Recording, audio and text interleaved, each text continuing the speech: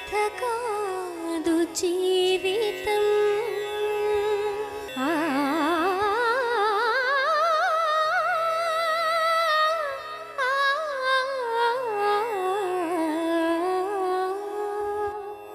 ఇది కథ కాదు జీవితం. బతుకు జట్కా బండి కార్యక్రమానికి స్వాగతం. ఇది కథ కాదు జీవితం. పెళ్ళిడు రాని వయసులో ఆమె ఇష్టాయిష్టాలు తెలుసుకోకుండా ఆమెకు పెళ్లి చేశారు. దురదృష్టవశాత్తు ఆమెకు పుట్టిన కొడుకు అనారోగ్యంతో చనిపోవడంతో భర్త తాగి ఆమెను హింసించడం మొదలుపెట్టాడు. అప్పటికే ఆమెకు కుటుంబ నియంత్రణ ఆపరేషన్ చేయించిన భర్త వారసుడి కోసం మళ్ళీ ఆపరేషన్ చేయించాడు. వారసుడి కోసం మళ్ళీ పెళ్లి చేసుకుంటాను అని బెదిరిస్తున్న భర్త వల్ల విసిగిపోయిన ఓ భార్య పరిస్థితి ఈరోజు బతుకు జట్కా బండిలో. ఈమె పేరు రమణ. రమణకు మల్లేష్తో పెళ్లి జరిగి 8 ఏళ్లయింది. 15 ఏళ్ల వయస్సులో రమణ ఇష్టాయిష్టాలు తెలుసుకోకుండా ఆమెకు పెళ్లి జరిపించారు. పెళ్లైన కొన్నాళ్లకే చిన్న చిన్న విషయాలకే ఇద్దరి మధ్య గొడవలు మొదలయ్యాయి.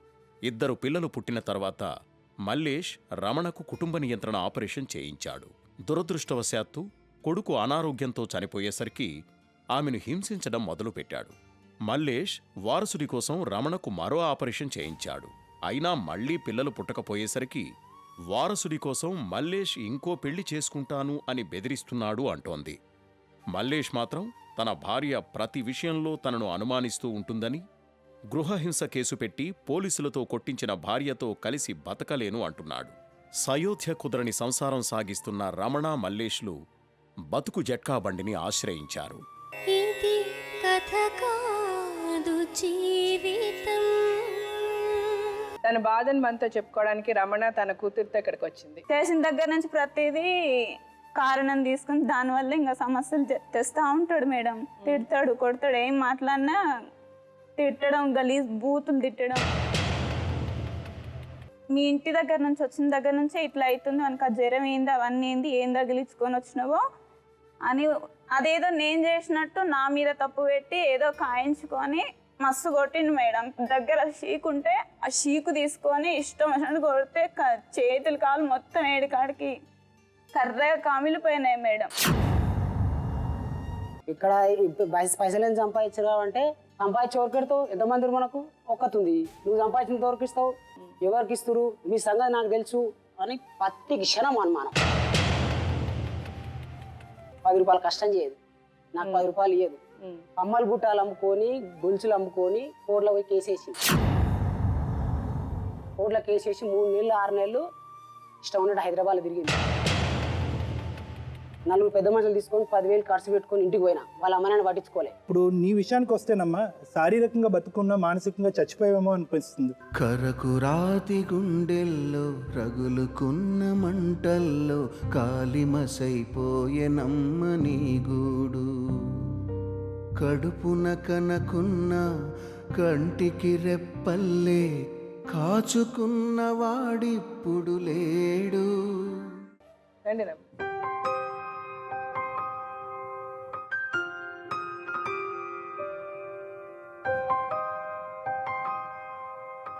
రమణ, మీకు ఒక కూతురా? అవును మేడం. రమణ చెప్పండి, ఏం జరిగింది చెప్పండి. పెళ్ళయి 10 ఏళ్ళు అవుతుంది మేడం. మీకు ఇప్పుడు వయసు ఏంటమ్మా? ఇప్పుడు 25 మేడం. 15లో పెళ్లి చేశారు. పెళ్లి చేశారు. అవును మేడం. అమ్మ నాన్న ఉన్నారా? ఉన్నారు మేడం. మీకు బ్రదర్స్ సిస్టర్స్ ఉన్నారా? 2 సిస్టర్స్ ఉన్నారు మేడం. బ్రదర్స్ లేరు. మీరే చిన్న? నేనే పెద్దమ్మాయిని మేడం. సరే చెప్పండి, ఏం జరిగింది? 15 ఏళ్ళలో పెళ్లి చేశారు. ఏంటంటే 3 అమ్మాయిలం అని చెప్పి తొందరగా చేయాలని మా నాన్న మేనోళ్ళు ఉన్నారని చేసేసారు. వాళ్ళు ఇల్లు మాట్లాడేసి చేశాక చేసినప్పటి నుంచి కూడా ఏదో ఒక రకంగా అయిష్టంగానే ప్రవర్తిస్తాడు, అయిష్టంగానే మాట్లాడతాడు మేడం. చాలా టార్చర్ పెడతాడు. ఎందుకు అతనికి ఇష్టం లేదా పెళ్లి? ఇష్టం లేకనే చేసుకున్నాడేమో అనిపిస్తుంది మేడం నాకైతే. అతను చదువుకున్నాడా? అతను ఏం చదువుకోలే. అంతకుముందు వాళ్ళ ఊర్లో ఎవరెవరినో చేసుకుందాం అనుకొని అదే ఏదో కారణాల వల్ల లవ్ చేసి కారణం వల్ల చేసుకోలేదు. ఎట్లనో లవ్ చేసాడో మరి మాట్లాడారో తెలియదు మేడం. అలా అయ్యిందంట. తప్పనిసరి పరిస్థితిలో నన్ను చేసుకోవాల్సి వచ్చిందంట. అతను ఏం పని చేస్తాడమ్మా? Auto driver madam. నన్ను పెళ్లి చేసుకున్నప్పుడు సిటీలో ఉన్నాడు. 7-8 ఏళ్ళ వరకు ఇంకా వెళ్ళాడు ఊర్లోకి అని చెప్పి అందరు కలిసి మాట్లాడారు. అంతా మా వాళ్ళే. ఇంకా నాన్న తోడ 5 అన్నదమ్ములు, తన 2 మేనమామలు, వాళ్ళందరూ కలిసి నాన్నను బలవంతంగా ఒప్పించి పెళ్లి చేశారు. చేసిన దగ్గర నుంచి ప్రతిదీ కారణం తీసుకుని దానివల్ల ఇంకా సమస్యలు తెస్తూ ఉంటాడు మేడం. తిడతాడు, కొడతాడు, ఏం మాట్లాడినా తిట్టడం, గలీజ్ బూతులు తిట్టడం అలాంటివన్నీ చేస్తాడు. కొడతాడా? బాగా కొడతాడు మేడం. తాగుతాడా అతను? బాగా తాగుతాడు. పెళ్ళైనాక కొద్ది రోజులకే డబ్బులు కావాలంటే నాన్న బంగారం పైసలు కొన్ని ఉంటే మిగిలి అవి కావాలని గొడవ చేస్తే ఇచ్చాడు నాన్న. బాబాయ్ని మధ్యలో సాక్ష్యం పెట్టుకొని ఇచ్చాక కొద్ది రోజులకి మళ్ళీ వంట వస్తలేదు, అది వస్తలేదు, ఇది వస్తలేదు అని అట్లా కూడా టార్చర్ పెట్టాడు సంవత్సరం వరకు. అది అయిపోయాక మళ్ళీ ఒకరోజు ఏదేదో వాళ్ళ అమ్మ వాళ్ళు వస్తే ఊర్లో విషయాలు, అప్పుడు తెలియక ముందు విషయాలన్నీ మాట్లాడుకొని ఆ కోపం మీద ఫుల్ తాగి బాగా కొట్టాడు మేడం. అప్పటికి 2 months పాప కడుపులో ఉండి,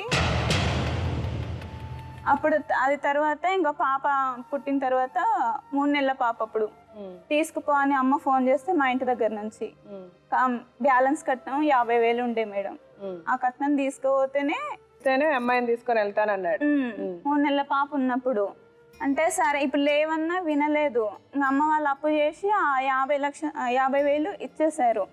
ఇచ్చిన తర్వాత కూడా కొంచెం ఏదో అక్కడ కిరికిరి వచ్చి 10,000 ఎక్కువే ఇచ్చాను నేను పెళ్ళప్పుడు, ఇప్పుడు 40,000 ఇస్తాను అని అనడంతో గొడవలు పెరిగి మా అత్తయ్య ఉండి అన్నదిగా పాపను తీసుకొని పోతా, నీ బిడ్డ నువ్వు తీసుకొని రా, వాళ్ళ బిడ్డకు వాళ్ళని వదిలేసేయి అని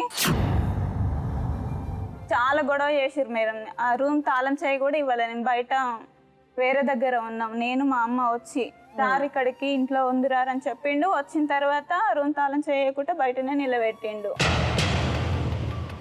అది ఇంకా కట్నం ఇచ్చిర్రు, అయిపోయింది మేడం. అయిపోయిన తర్వాత పాపకు సంవత్సరం వచ్చింది. పాపకు సంవత్సరం వచ్చిన తర్వాత ఇంకా ఇల్లు కట్టుకోవాలని చెప్పి నానిచ్చిన పైసలు ఇంకా చిట్టి పైసలు వేరే ఉండే, అవన్నీ కట్టుకోవాలని చెప్పి నెల రోజుల నుంచి టార్చర్ పెట్టి ఇంకా ఊళ్ళోకి తీసుకుపోయిండు. ఊళ్ళోకి తీసుకుపోయిన 2 monthsకి నెల తప్పాను మేడం. ఇంకా అప్పటి నుంచి ఇల్లు కడుతున్నాడు. ఆటో ఇంకా ఊర్లో వేరే బొగ్గు పని దొరుకుతుంది మేడం, దానికి తెల్లవారుజాము 4 గంటలకు వెళ్తాడు. నైట్ 1, 2 అయ్యేది, ఒక్కోసారి 12 అట్లా వచ్చేది మేడం. నడిపి బావ వాళ్ళు కూడా ఇల్లు కడుతురు. వాళ్ళ ఆమెనంట వాళ్ళ అమ్మగారింటి దగ్గర డబ్బులు తెచ్చేదంట అమ్మ వాళ్ళ ఇంటి దగ్గర.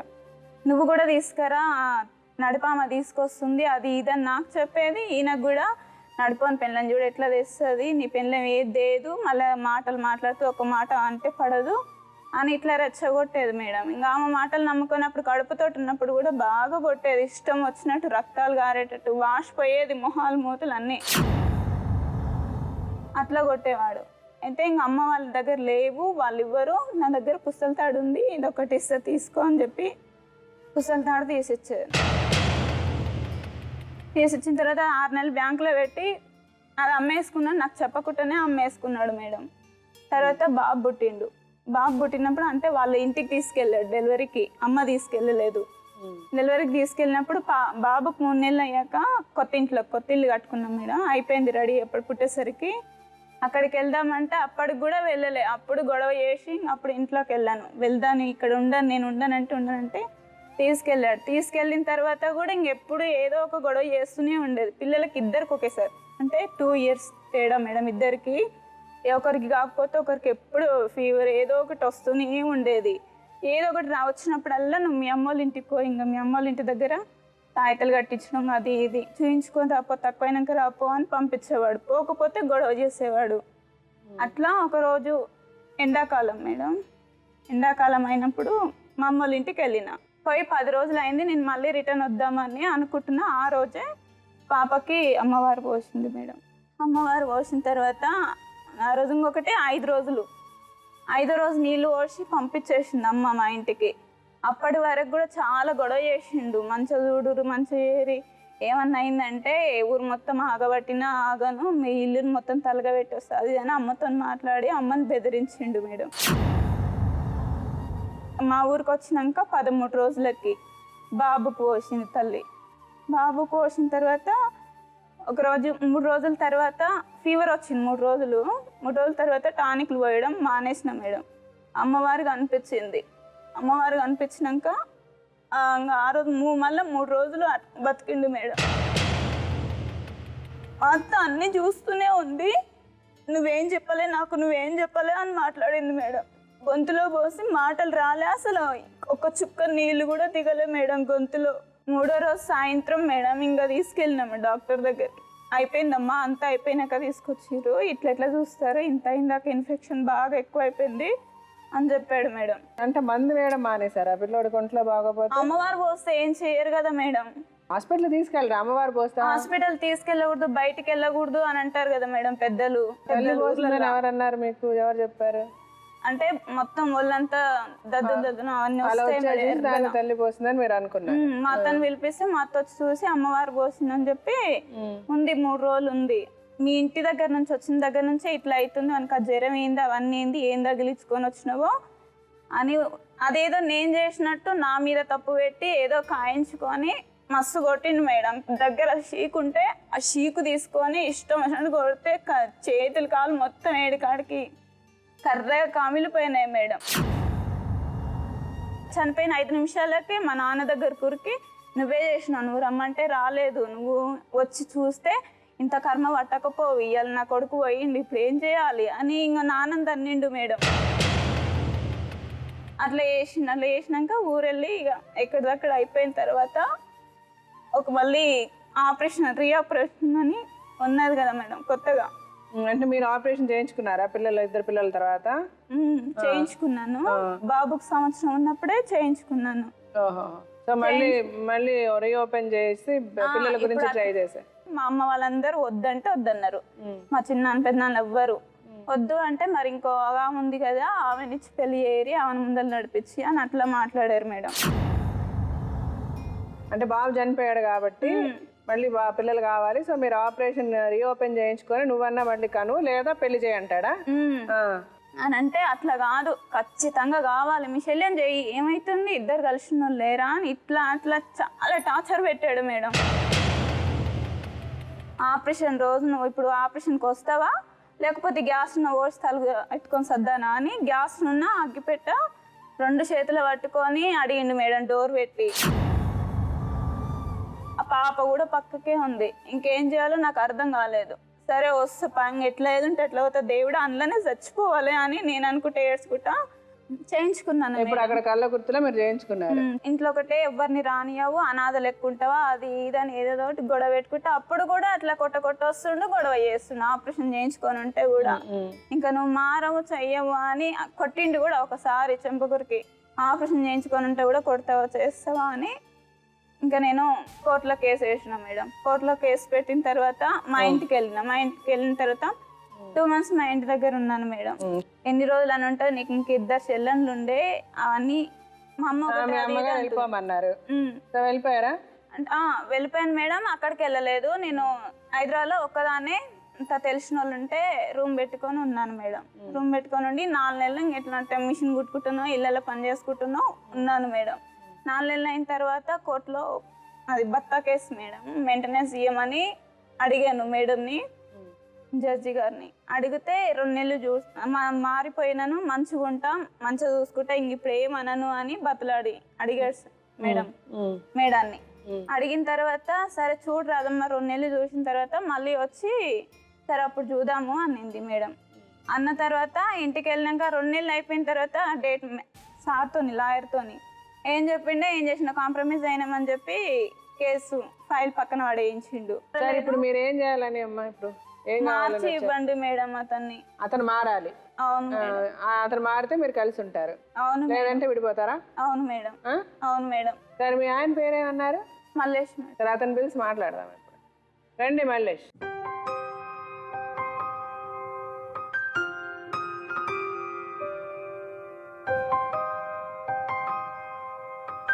మల్లేష్ గారు చెప్పండి, మీ వయసు ఎంత?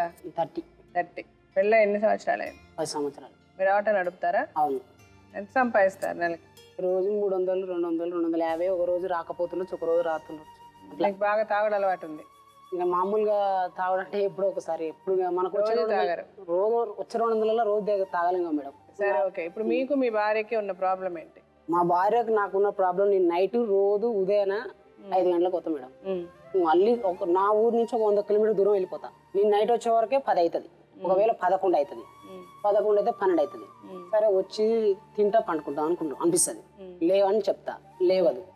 లేకుండా అన్నం పెట్టుకొని తింటా.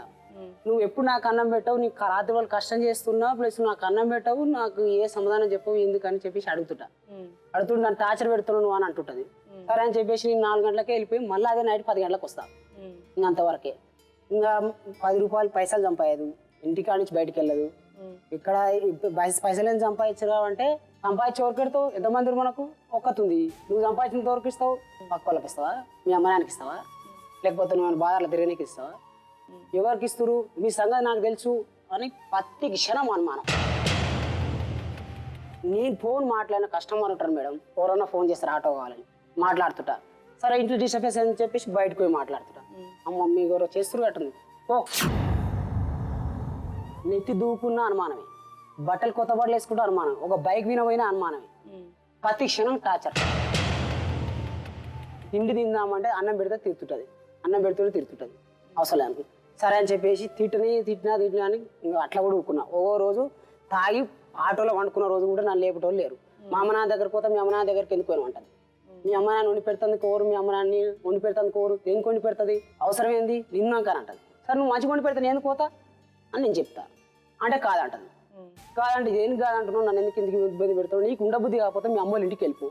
సరే నాకు అభ్యంతరం లేదు, మరి నేను తర్వాత దోలుకొచ్చుకుంటా, నేను ఏదైనా బాధపడతా అని కూడా అట్లా కూడా చెప్పాను. అట్లా చెప్పి చూసినా కానీ కాదు. నేను ఒక్కరోజు 10 ఏళ్ళకి వెళ్ళి ఇంట్లోకి వెళ్ళి బయటికి కూడా చేస్తాను.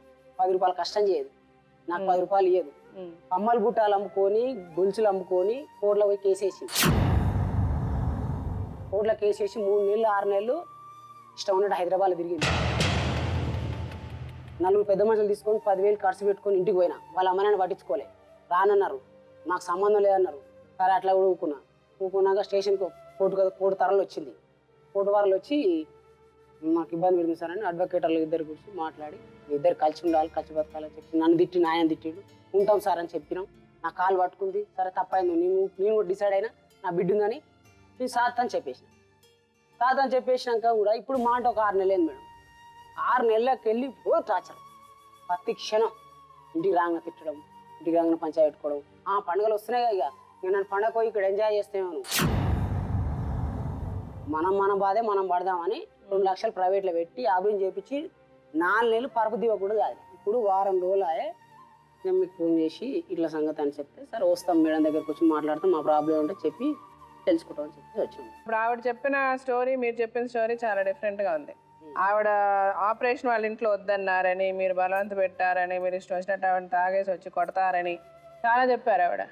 నేను బలంతం ఏంది మేడం, మా భార్య మీద అని చెప్పేసి బలంతం వాళ్ళ అమ్మ నాన్న వద్దన్నారు. మీరు ఖర్చు పెట్టలేరు, నేను ఇవ్వలేదు, నువ్వు ఇవ్వద్దు, నాకు 2 కావాలని చెప్పేసి నాకు ఖర్చు పెట్టుకొని నేను భరిస్తా అని చెప్పేసి వాళ్ళ తల్లిదండ్రులు వదిలేసిపోయారు. అంతే. ఇంకా వాళ్ళ అమ్మ నాన్న మస్తు వద్దంటారు మేడం. వాళ్ళకి 2 పిల్లలు, మా బామ్మర్దులు లేరు, నాకు పిల్లలు లేరు, నాకు ఒక్కతే మా బామ్మర్దులు నాకు లేరు.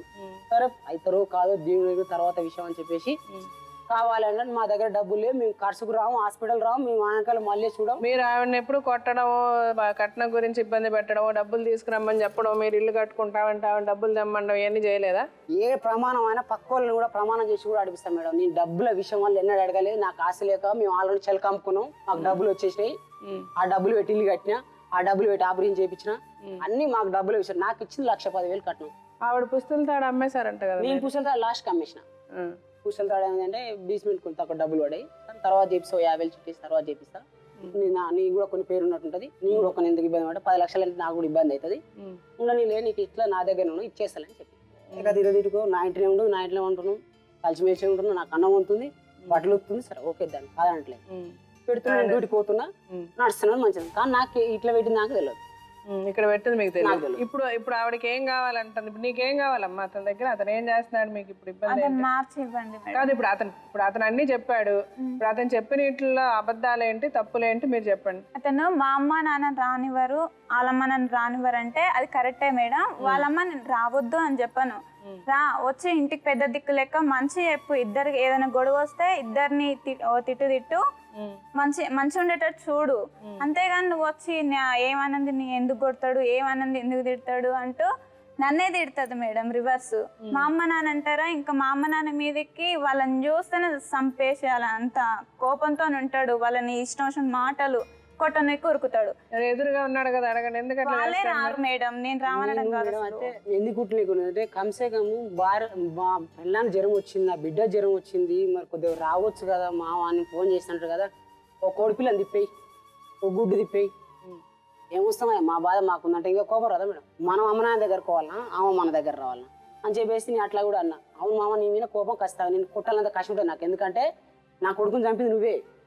నేను 10 రోజుల ముందు చెప్పిన తల్లి పోసిందంట, మరి హాస్పిటల్ చూపెట్టి మామ నువ్వు హైదరాబాద్లో ఉన్నావు, ఆయన అప్పుడు బంజారాజ్లో ఉన్నాడు, జర 1 గంట ముందు పోయి హాస్పిటల్ జర బుక్ చేయి, మళ్ళీ లేట్ అయిపోతా, నేను ఆ 10 కట్టుకుని వచ్చిన. పట్టుకొచ్చినాక ఒక కోడి పిల్లని తిప్పే అని చెప్పిండు. ఈ మా మాటలు పట్టుకుని కోడి పిల్లని తిప్పేసి అవుట్. మాకు ఎప్పుడు మనశ్శాంతి లేదు మేడం, ఎప్పుడు లొల్లే. సో ఇప్పుడు మీరు అనడము ఆవిడ డిలే చేసినందువల్ల ఆ పిల్లోడు చచ్చిపోయాడు అంటారు. అంతే. సరే పోనీ అది అయింది, పోనీ నిజంగా అలాగే ఆవిడ అలాగే చేసిందని అనుకుందాం. ఆవిడ అజ్ఞానంతో బుద్ధి లేకుండా చేసి ఉంటుంది, కానీ సొంత కొడుకుని చంపుకోవాలని ఎవరైనా అనుకుంటారా? అనుకోరు కదా. అనుకోను. ఆవిడకి తెలిసిన తెలివి అంతే, ఆవిడకున్న బుర్ర అంతే ఉంటుంది. మీరన్నా కొంచెం కంగారు పడి మీరన్నా ఆవిడ ఇలాంటిది మీకు తెలుసు, ఆవిడ మనస్తత్వం తెలుసు, ఆవిడ ఎలాంటి మనసు, ఆవిడకి ఎలాంటి ఆలోచన అన్నది మీకు తెలుసు, కాబట్టి మీరన్నా కొంచెం కేర్ఫుల్గా ఉండాల్సింది. మీరు ఉండలే, మేము ఉండలేదు. అంది మీరు లేరు, ఆమె లేదు. సో ఇద్దరు ఇప్పుడు పిల్లలు అన్నాక ఇద్దరు బాధ్యత, ఆమె ఒక్కరిదే కాదు కదా బాధ్యత.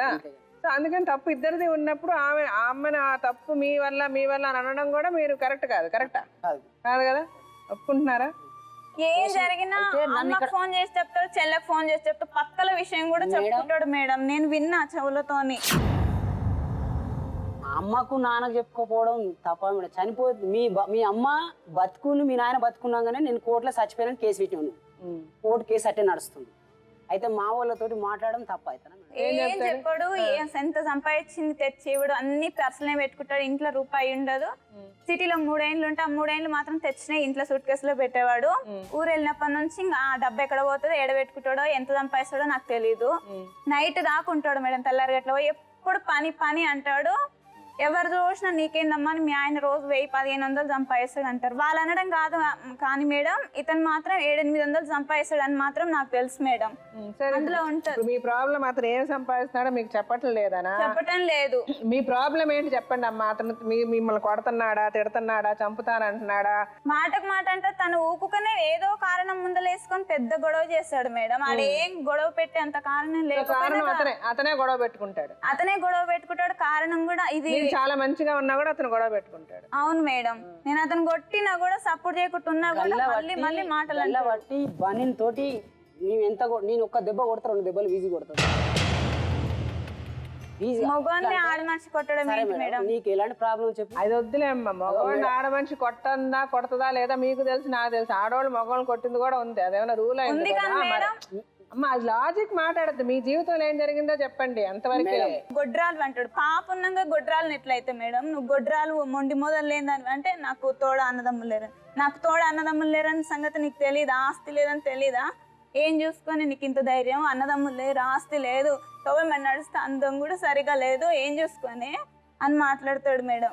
మరి అంత ఇష్టం లేనప్పుడు వదిలే అంటే నేను చెప్తే నమ్మరు. ఆడోళ్ళు చెప్పినట్టల్లా వింటాడు, ఆడోళ్ళేదే సాగుతుంది. ఎవరైనా ఏం చెప్పినా పట్టించుకోరు ఎవరు. నువ్వు చెప్పు, నాకు వద్ది మొగుడు అని చెప్పు ఖచ్చితంగా. నువ్వు మళ్ళీ అక్కడికి వెళ్ళి అది ఇదని చెప్పొద్దు, మార్చండి చేయండి అని ఏదని చెప్పొద్దు అని మాట్లాడతాడు. సరే ఓకే. సో ఇప్పుడు ఇతను మారితే మీకు ఓకే, మిమ్మల్ని మంచిగా చూడాలి. లేకపోతే 10 మందిలో మాత్రం మంచిగా నటిస్తాడు, మారుతా చేస్తా అని ఏడ్చినట్టే మాట్లాడతాడు. 4 గోడల మధ్యలో మాత్రం అతను పెట్టే టార్చర్ నేను బయటికి చెప్పుకోలేను మేడం, అంత గలీజ్గా మాట్లాడతాడు. మీరు ఏదో మారాలి, మీరు తాగుతున్నారు, కొడుతున్నారు, మీరు మంచిగా ఉండట్లేదు, ఇవన్నీ మీరు మారితే బాగుంటది, అలాగే మేము ఇద్దరం కలిసి ఉంటాం అంటుంది. కలిసి ఉండలేదు మేడం. మీరు కలిసి ఉండకూడదు అనుకుంటున్నారా? ఆమె కలిసి ఉండనన్నది అంటే నేను కూడా ఏమనుకుంటున్నా అంటే నాకు చాలా ఇబ్బంది పెడుతుందా మేడం. ఇప్పుడు మీరు ఏం కావాలనుకుంటున్నారు, ఏం చేస్తే బాగుంటది? కోర్టులో కేసు ఉంది మేడం, కోర్టులో కేసు క్లియర్ కొట్టేయాలి, స్టేషన్లో కేసు కొట్టేయాలి.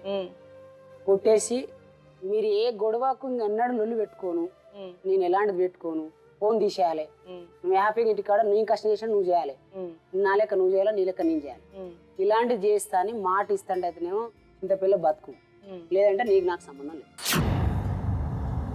అలా మీరు అనుకుంటున్నారు? నేను అనుకుంటున్నా మేడం. సరే, ఇప్పుడు మీరిద్దరు ఏం చేస్తే బాగుంటుంది నేను చెప్పే ముందు ఈ ప్రోగ్రామ్కి డాక్టర్ గారు, లాయర్ గారు వస్తారు. వాళ్ళిద్దరిని పిలిచి ఒకసారి వాళ్ళతో మాట్లాడిన తర్వాత మనం ఏం చేద్దాం ఆలోచిద్దాం. సరే.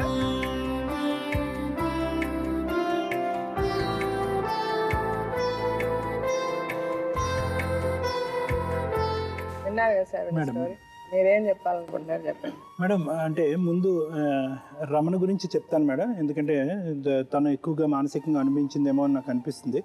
అంటే సింపుల్గా చెప్పాలి అంటే కనుక వీళ్ళిద్దరు పెళ్ళి అయ్యి 10 సంవత్సరాలు అయ్యింది అన్నటువంటి ఒక అంశాన్ని మనం చూసుకున్నట్టయితే కనుక వయసుతో పాటు అనుభవాలు పెరగాలి, అనుభవాలతో పాటు మనం నేర్చుకునేది పెరగాలి, దాన్ని బట్టి మన సంసార జీవితాన్ని అన్ని చక్కదిద్దుకుంటూ ముందుకెళ్ళాలి అని అంటాం. ఇది వీళ్ళు ఏమైందంటే కనుక మొత్తం అంతా రివర్స్ అయింది. అంటే మీ ఇద్దరి యొక్క సంసారం అన్నది పెరిగే కొద్దీ మీ ఇద్దరి మధ్యన అనుమానాలు, చెడు అభిప్రాయాలు, భయంకరమైనటువంటి అనుభూతులు, ఎక్స్పీరియన్సెస్ పెరిగినాయి కానీ ఎక్కడ తరగలేదమ్మా. ఎందుకంటే ఇప్పుడు నీ విషయానికి వస్తేనమ్మా, శారీరకంగా బతుకున్నా మానసికంగా చచ్చిపోయేమో అనిపిస్తుంది. కరకు రాతి గుండెల్లో రగులుకున్న మంటల్లో కాలిమసైపోయే నమ్మని గూడు, కడుపున కనకున్న కంటికి రెప్పల్లే కాచుకున్న వాడిప్పుడు లేడు. 8 సంవత్సరాల పాటు అతను పెట్టినటువంటి హింసో, టార్చరో, కొట్టుడో ఏదో ఒక దానికి ఏం మాట ఆడితే అది మాట వాడచ్చు, కానీ అది ఓపికగా సహనంతో ఉన్నా కూడా ఆ తర్వాత ఏంటంటే నిన్ను నువ్వు ప్రశ్నించుకోవటం మొదలుపెట్టావు. అంటే ఏంటి ఈ టార్చర్ నేను ఎందుకు అనిపిస్తున్నాను, ఏ కార్నర్ నుంచి వస్తుంది, దీని ఫలితం ఏంటి, దీని ప్రభావం ఏంటి అన్న ఆలోచన నీలో పెరిగింది. ఎందుకు? పాప పెద్దదవుతుంది కదా, అమ్మాయి పెద్దదవుతుంది, అప్పుడు లేనటువంటి ఆలోచన ఇప్పుడు కలిగింది. అయితే అంతవరకు బాగానే ఉంది, నమ్మకము, ప్రేమ, భద్రత. ఇప్పుడు ఏంటంటే ఇవి లేకపోవటం వల్ల నెక్స్ట్ స్టేజ్ ఆఫ్ రమణని మనం చూస్తున్నావా ఇప్పుడు అని మాకు అనిపిస్తుంది. అంటే ఏంటంటే ఈ 3 నువ్వు పెళ్లిలో కావాలి అని అనుకున్నావు. 15 సంవత్సరాల్లో నీకు పెళ్ళి అవని, 17 సంవత్సరాల్లో అవని, ఏ ఆడపిల్లన్నా కోరుకునేది ఆ 3. అయితే ఏంటంటే అవి రాకపోగా నీకేంటంటే నీలో అనుమానం పెరిగింది. ఎక్కడైతే అభద్రత పెరుగుతుందో ఖచ్చితంగా అక్కడ అనుమానం అన్నది ఉంటుంది. ఇది second half of the story. రెండో భాగం మనం జాగ్రత్తగా గుర్తుపెట్టుకోవాలి. ఎందుకంటే నేను ఇంత స్పష్టంగా చెప్తున్నాను. మొదట అతను నిన్ను టార్చర్ పెట్టాడు, ఇప్పుడు నువ్వు ఇంకో వెరైటీలో అతను టార్చర్ పెడుతున్నావు.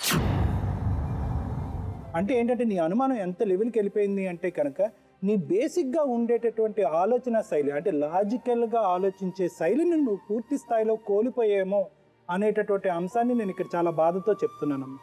దానివల్ల ఏమనుకున్నావు అంటే కనుక నా భర్తని ఏ విధంగా ఏదో అస్త్రశస్త్రాలు ఏదో ఒకటి ఉపయోగించి గెలవాలనేటటువంటి ప్రయత్నం చేస్తున్నావు. అంటే దీని ద్వారా ఏంటంటే చాలామంది ఆడవాళ్ళకి నేను చెప్పేది ఇదే, మీరు సందర్భాన్ని గెలవటానికి ప్రయత్నం చేయొద్దు, మనిషిని గెలవటానికి ప్రయత్నం చేయండి.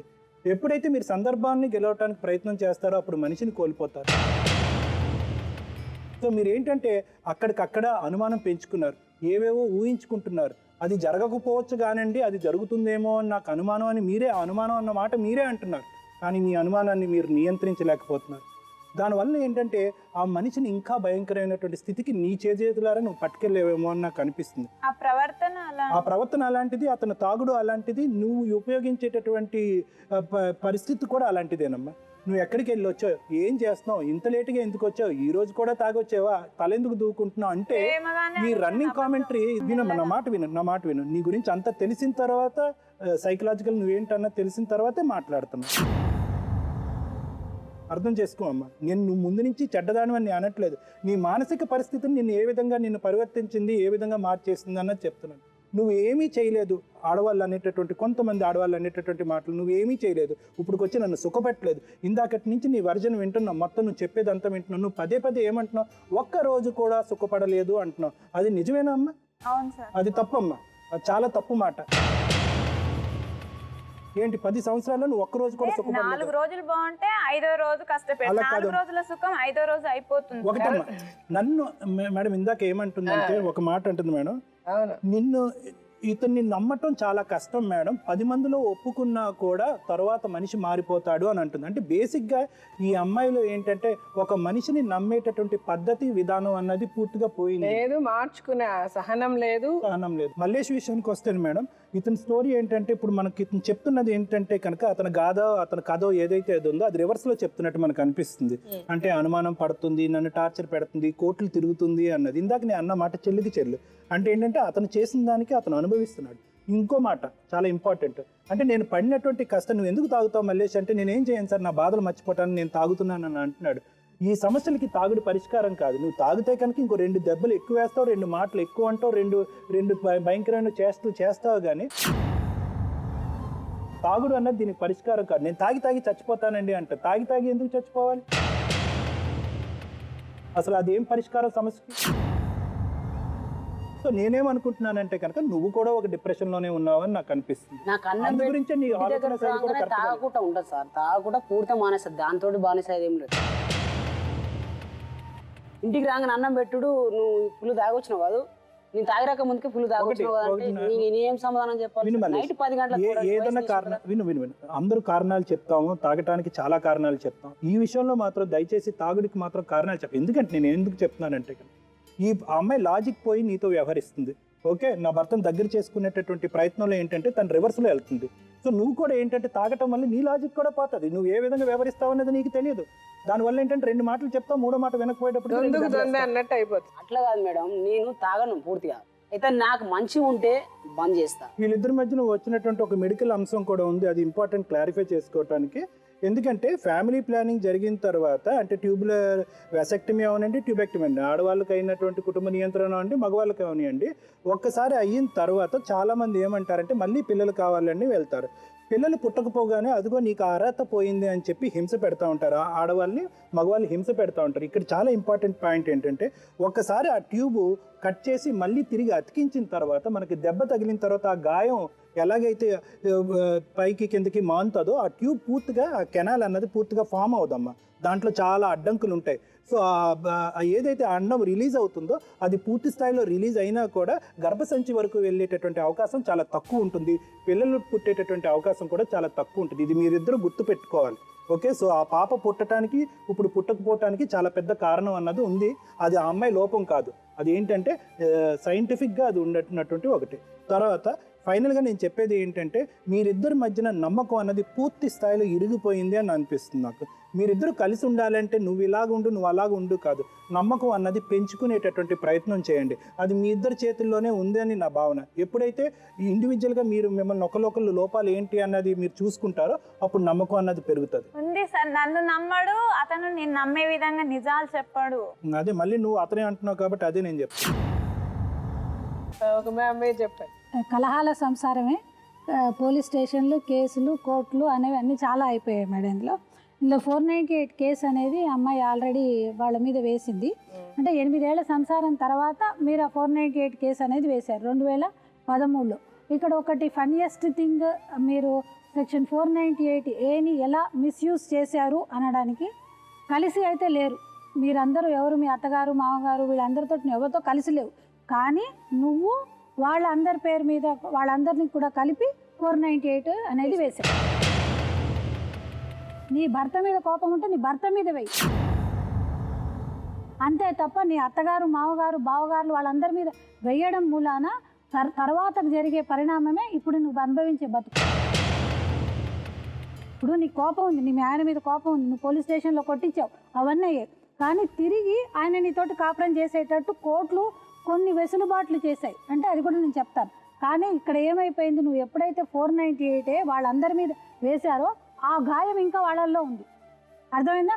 భర్త నీకు కోపం ఉంటే నీ భర్త మీద ఉండాలి. బిడ్డను పోగొట్టుకొని 10 రోజులు విను, మొత్తం వినమ్మా. ఈ వాదన నువ్వు ఎలా రేపు పొద్దున నువ్వు వేసిన 498 నువ్వు గెలుస్తాను అనుకుంటున్నావు. ఇందాక నువ్వు చెప్పేదానికి ప్రతిదానికి నాకు దగ్గర ఒక ఆన్సర్ ఉంది, నన్ను చెప్పని అమ్మా. ఇప్పుడు 498 ఇంకొక మాట కూడా చెప్పావు, నేను వేశాను కానీ అది పక్కన పెట్టేశారు, చేయలేదు. ఎప్పుడైతే నువ్వు అది కోర్టు ప్రూవ్ చేయగలిగిందో ఆయనకి జైలు శిక్ష అనేది పడుతుంది. నువ్వు అది ఊహించుకోవట్లేదు. నువ్వు ఎందుకు వెళ్ళావు కోర్టుకి అనేది కూడా నీకు తెలియదు. ఇంకొకటి ఏంటంటే మేడం, ఈ అమ్మాయి మెయింటెనెన్స్ అనే కేసు కూడా వేసింది, అది కూడా పెండింగ్లో ఉందమ్మా, మెయింటెనెన్స్ కేసు. కాకపోతే మీ ఇద్దరి మధ్యన ఇలాంటి వాదన చూసి జడ్జి గారు ఏమనుకున్నారు, సరే ఇది అంతా నువ్వు పొరపాటున వేసావో, తొందరపడి వేసావో, ఈ కేసు ప్రొసీడ్ అయితే నీకంటే ఎక్కువ ఆయనకు నష్టం కనుక దీనికి ఒక కాంప్రమైజ్ అనేది చేద్దాము అని చెప్పేసి మీరు కాంప్రమైజ్ అయ్యారు. అవునా? కాంప్రమైజ్ అయ్యి ఇప్పుడు ఇద్దరు కలిసి ఉన్నారు. కానీ అక్కడ 498 అనేది స్టిల్ పెండింగ్లో ఉంది, మెయింటెనెన్స్ అనేది పెండింగ్లో ఉంది. ఇక్కడ ఇంకొకటి ఏమైపోయిందంటే మేడం, ఇద్దరు కలిసి ఉన్నా కూడా మళ్ళీ కోర్టు నుంచి అతనికి డేట్స్, అదే నేను అదే చెప్తున్నా, విను. ఎప్పుడైతే 498 కేసు అది క్రిమినల్ కేసు కదయ్యా, దాని మూలాన నువ్వేం చేస్తున్నావు, మా ఆయన సరిగ్గా ఉండట్లేదు అదండి. ఇప్పుడు ఆయన లేటుగా వచ్చారు అనే దానికంటే కూడా కోర్టులో ఆయన అనుభవించే బాధ ఎందుకు నువ్వు ఇంట్లో ఉంటున్నావు, ఆయన పెట్టింది తింటున్నావు, మళ్ళీ ఆయనను తిడుతున్నావు, నువ్వు ఆయన నేను తిడుతున్నారు, కానీ మళ్ళీ ఆయన మధ్య మధ్యలో కోర్టుకు వెళ్తున్నారు. నువ్వు ఇందాక ఒక మాట చెప్పావు మేడంగా, ఆ అబ్బాయి చెప్పారో నువ్వు చెప్పావు, నువ్వు చచ్చేంత దాకా ఈ కేసు ఇట్లానే ఉంచుతాను అని. ఎప్పుడైతే మీ ఇద్దరు కలిసి ఉన్నారు అని తెలిసిన తర్వాత ఈ కేసు యొక్క సివియారిటీ అనేది తగ్గిపోతుందమ్మా. అంటే మీ ఇద్దరు కలిసి ఉండండి, బాగుండండి, ఆ తర్వాత ఎటువంటి గొడవలు పెట్టుకోకండి అని చెప్పేసి ఒక మ్యాండేటరీ పీరియడ్ అనేది ఉంటుందమ్మా. 498 కేసులలో కూడా ఇన్ని రోజులు మేము కలిసి ఉన్నామని మీరు కోర్టులో చెప్పిన తర్వాత ఆ కేసు అనేది కొట్టేస్తారు. ఇక్కడ నువ్వు కేసు ముందు వేసి నష్టపోయిన దానికంటే కూడా ఇక్కడ మా దగ్గరకు వచ్చిన తర్వాత మాకు తెలిసి ఈ కేసు మూలాన నష్టపోయిన వాళ్ళే ఎక్కువ ఉంటారు కనుక ఇప్పుడైనా కూడా నువ్వు ఒక్క పని చేయొచ్చమ్మా. ఆయన నీతోటి మాటిమాటికి ఒక మాట అంటున్నారు, ఏంటి 498 కేసు నువ్వు విత్డ్రా చేసుకుంటే నేను నీతో కాపురం చేస్తాను. నువ్వు ఒక్కటి ఆలోచించమ్మా, ఇది కేసు ఉంచడం మూలాన నాకు లాభమా నష్టమా అనేది ఒకటి నువ్వు ఆలోచిస్తే, లాభం ఏంటి అని అనేది నువ్వు ఆలోచిస్తే, ఆయన తీసేస్తే ఆయన నిన్ను నమ్మాడని రేపు పొద్దున ఆయన నీ మాట వినే అవకాశం ఉంటుంది, మీ ఇద్దరు కలిసి బతికే అవకాశం ఎక్కువ ఉంటుంది. అది కేసు ఉంచి మీ ఇద్దరు ఉండడం మూలాన ఆ కేసు మాత్రం ఎట్టి పరిస్థితుల్లోనూ గెలవవు.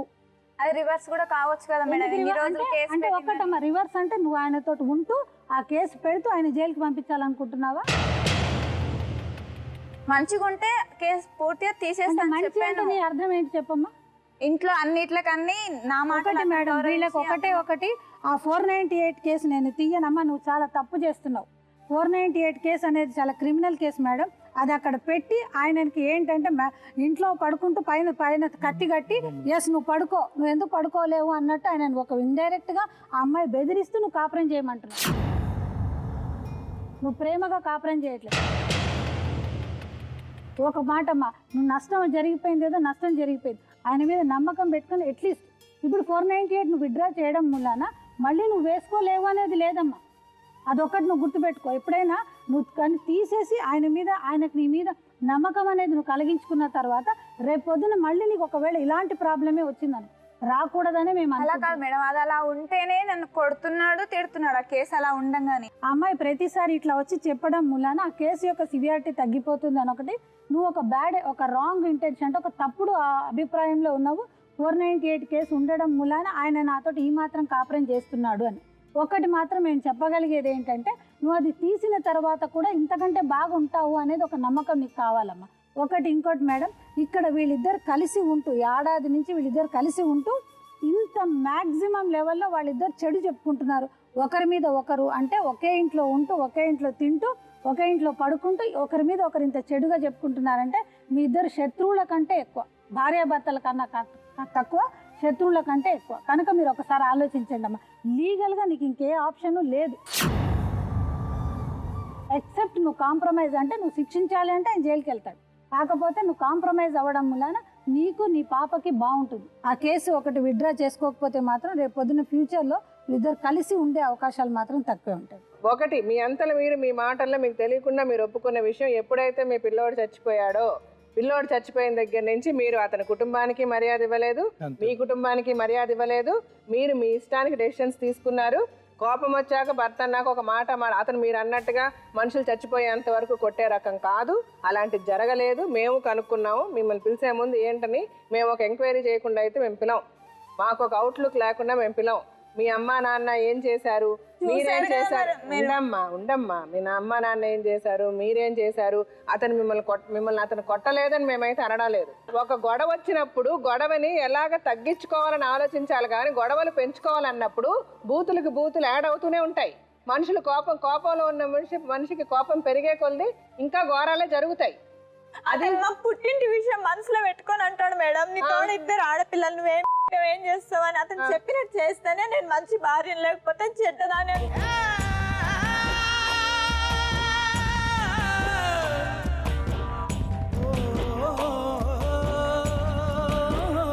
భార్యాభర్త అన్నాక ఒకరినొకరు అర్థం చేసుకొని నా భార్యకి ఏది ఇష్టము నా భర్తకి ఏది ఇష్టం అనేది ఆలోచించాలి. టైంకి రావట్లేదంటే అతను ఏమైనా చిన్నపిల్లోడు, అసలు తెలియదా టైంకి రావాలని?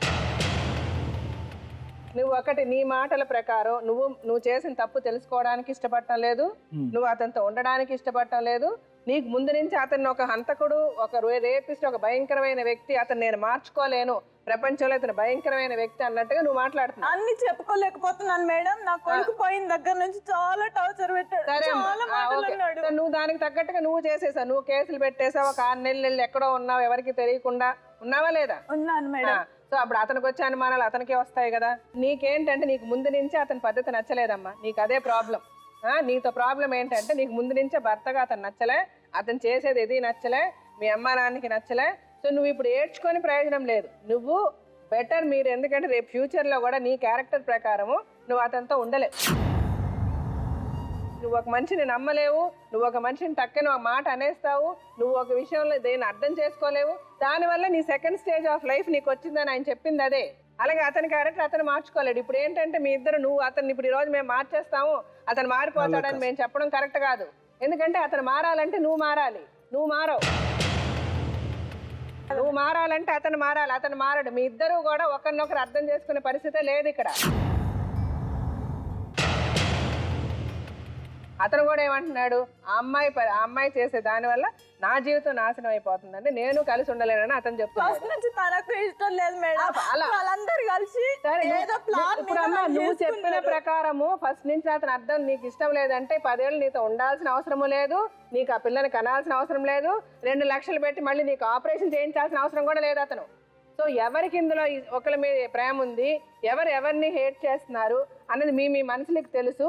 నువ్వు ఆ అమ్మాయికి ఏం చేస్తావు, ఆ అమ్మాయికి, ఆ అమ్మాయి బిడ్డకి నీకేం ఆస్తుంది, నువ్వేం చేయగలవు అమ్మాయి? ఆమె చెప్పండి మేడం, ఆమె చెప్తుందా మేడం? నాకు ఆస్తున్న సంగతి తెలుసు, నేను సంపాదించిన సంగతి నేను అప్పుడే ఆమెకు 4 లక్షలు పెట్టి నేను అనుకున్నాగా చేపించిన. అయిపోయింది, దాని గురించి మాట్లాడారు మల్లేష్ గారు. అమ్మాయి జెన్యూన్ గా ఆ కోర్టులు కేసులు అన్ని తీసేస్తుంది. మీకు డైవర్స్, నేను మ్యూచువల్, నాకు ఇష్టమే, నా భర్తతో నాకు ఉండడం ఇష్టం లేదని అమ్మాయి డైవర్స్కి యాక్సెప్ట్ చేస్తుంది. మీరు ఇష్టపడి యాక్సెప్ట్ చేయండి. అది కోర్టు ప్రకారం ఎలా చేయాలో చేస్తే వాళ్ళకి ఏ టైం ఇస్తారు కదా మేడం, 6 months ఏదో, ఆ టైం తీసుకొని మీకు కోర్టు విడాకులు ఇచ్చేస్తుంది. ఈ అండర్స్టాండింగ్ మీరు రావడం, ఇంకా అమ్మాయి మీ జోలికి రావద్దు, మీరు ఆ అమ్మాయి జోలికి వెళ్ళొద్దు. ఆ అమ్మాయి బిడ్డ బతకడానికి మీరు వాళ్ళకి ఏం చేస్తారు? అమ్మాయికి ఇష్టమేనా మేడం? సో ఈ డెసిషన్ కరెక్ట్ అని నేను అనుకుంటున్నాను. నువ్వేమనుకుంటున్నావు చెప్పమ్మా? కరెక్టే మేడం. మీరు అలా విడిపోవడమే కరెక్ట్ అనుకుంటున్నావు నువ్వు కూడా? నాకు ఆ నమ్మకం కూడా చచ్చిపోయింది. అతను అదే పద్ధతిలో ఉంటాడు. నువ్వు అతనితో కలిసి ఉండాలంటే ఈ పద్ధతిలో ఉండాలి. నువ్వు ఇలా ఉండాలనుకుంటున్నావా, విడిపోవాలనుకుంటున్నావా? అది చెప్పు. నేను ఉండను మేడం. సో ఆవిడ ఉద్దేశం అదండి, ఆవిడ విడిపోవాలనుకుంటుంది. సో ఇప్పుడు మామూలుగా మీరు విడిపోవాలంటే విడిపోనివ్వండి, నేను వదలను అని అంటే అదొక పద్ధతి. లేదు నాకు కూడా వద్దు, నేను విడిపోవాలనుకుంటున్నానంటే ఒక పద్ధతి. ఏం మాట్లాడదో అలా మాట్లాడు. సరే, నాకు ఇష్టం లేనప్పుడు నాకు మనసు. సరే ఓకే, సో నువ్వు విడిపోతావు. ఇప్పుడు ఈ అమ్మాయి విడిపోవాలంటే ఇప్పుడు ఆ అమ్మాయికి ఒక జీవనాధారం కావాలి. ఎందుకంటే ఆ అమ్మాయి అలాంటి ఒక డెసిషన్ తీసుకోవడానికి ఆ అమ్మాయి సైడ్ కొంత తప్పు ఉన్నప్పటికీ నీ సైడ్ కూడా అంతే తప్పు ఉంది. మీ ఇద్దరు సైడ్ ఈక్వల్ తప్పులు ఉన్నాయి ఈ విషయంలో. కోర్టులో న్యాయంగా ఇద్దరు కలిసి డివోర్స్ అప్లై చేయండి, కోర్టు డివోర్స్ ఇచ్చేస్తుంది. నీ జీవితం నీది, ఆ జీవితం ఆమెది. కానీ ఆమెకు ఒక జీవనాధారం అన్నది కావాలి. సో ఏం చేస్తావు చెప్పు. నా దగ్గర ఏముంది మేడం, నా దగ్గర ఒక ఆటో ఉంది, 200, 300, 100 చేస్తున్నా. సరే, నేను దాని మీద బతున్నా. ఒక 10 లక్షలు పెట్టి ఇల్లు కట్టుకున్నాం.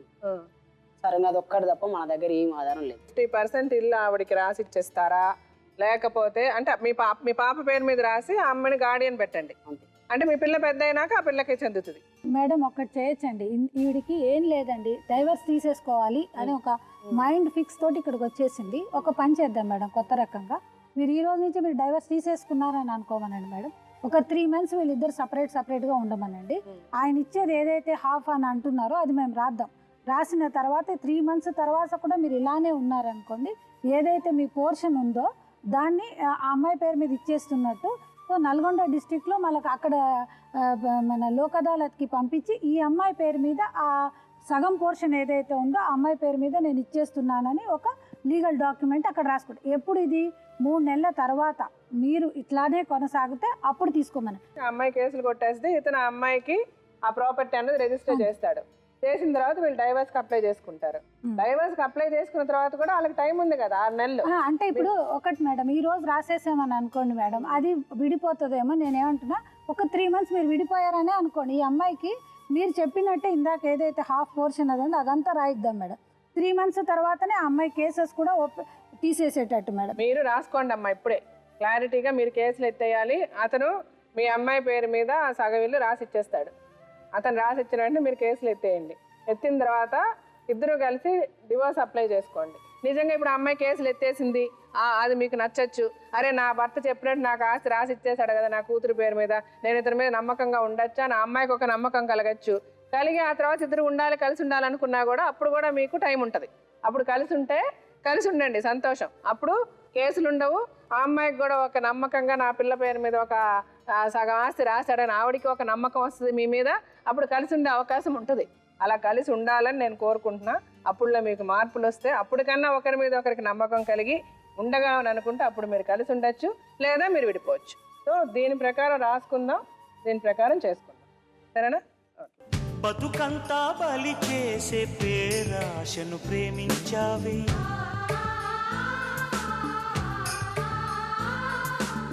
బతుకంతా బలి చేసే పేరాశను ప్రేమించావే, వెలుగుల్నే వెలివేసే కలలోనే జీవించావే, అమృతమే చెల్లించి ఆ విలువతో హలాహలం కొన్నావే అతి తెలివితో.